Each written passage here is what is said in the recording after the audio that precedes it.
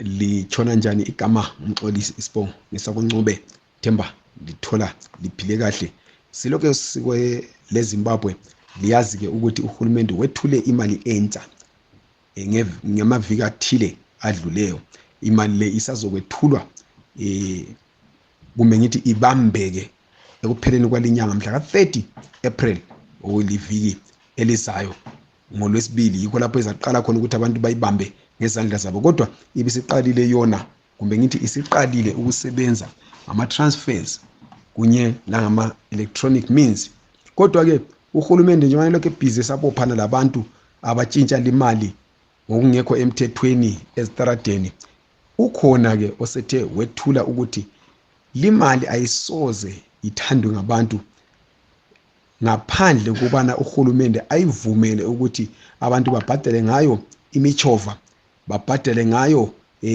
ama-tax wabo liyazi ukuthi abantu babhadala ke ama-tax kuhulumende ibuye njalo ivunyele ukuthi ikhokhele ama-passport kunye lama-fine emapholiseni kumnye lengatsha zikahulumende sikhuluma ngemali phela yohlobo lweZimbabwe Gold ebizwa ngamafitshane kuthiwe yiZIG kungakho umeli wembizo edale leParliament uCobben Matsibanyika uthi ngeke limali kuthiwe ile power ngeke kuthiwe iyasebenza ngaphandle kubana ke isivunyele ukuthi isebenze kulokho okubalisiwe ukuhlanganisela ukubhadala ama-tax lama-passport kunye lama-fine.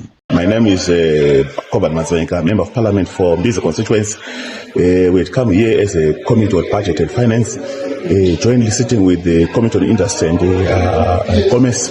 The real reason was to get contributions from various stakeholders, which are very important on the issue of the introduction of the new currency, which is the Zimbabwe Gold.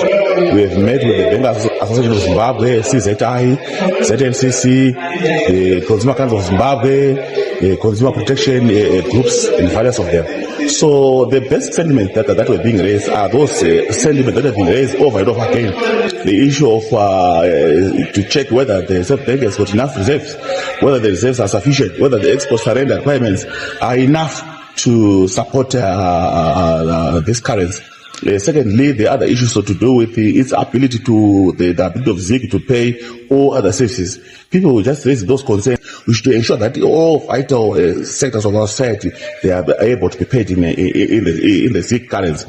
Largely, also to talk about was the issue of creation of demand for the Zimbabwean dollar, Zimbabwean gold. The 50% payments of QPDs. They were suggesting that they were not enough. Otherwise, the sentiments were that let all taxes be paid in ZIG, let all vital statutory fines, passports, and other issues be payable in ZIG, so that the people can also get the confidence derived from the confidence of the government itself in that process. Probably more other issues that have been raised with the issue of reduction of bank charges on a balance which are not more than $100. Yikoloka ukukhulumileyo umnumzana Cobben Matsibanyika ukhulume lokhu ngemva ukubana kuhlangane iJoint Committee ebikhuluma ngemonetary policy statement yamhla yaka 2024 ihlanganisela ke ingatsha zikahulumende kunye labanye abaphatheka ekusebenzeni kwemali.